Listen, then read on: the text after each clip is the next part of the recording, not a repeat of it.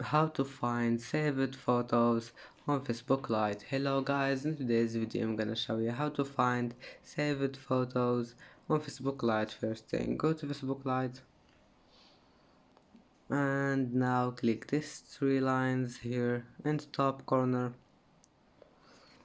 and go down until you find saved,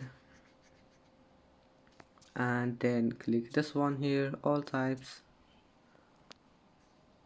and here you will find photos, and here you can find your saved photos on Facebook Lite. I don't have any saved photos, that's why there's nothing here.